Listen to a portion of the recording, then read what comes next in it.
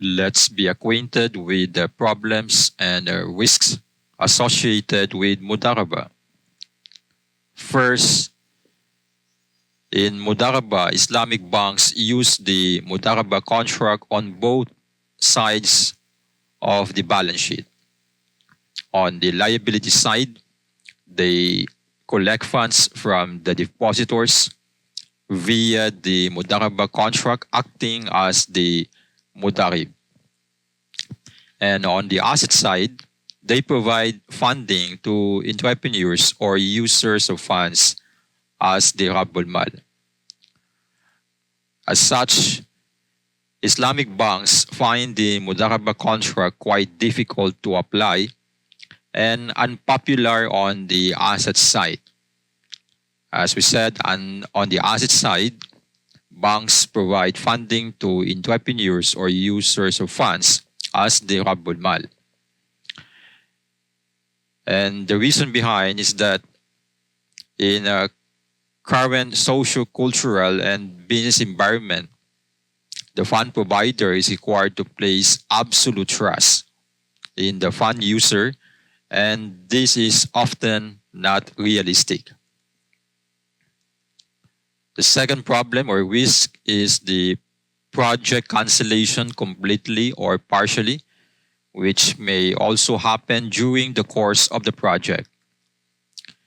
To ensure that the bank's environment is not lost, it should ensure that it is aware of all the developments throughout the life of the project and has direct access to the project owner. In addition, careful monitoring of spending will help in minimizing the bank's losses. Another problem is that project withdrawal may take place, especially when the contractor is accused of major negligence. Another is a mismatch between the amount of money withdrawn and the completed work which could happen.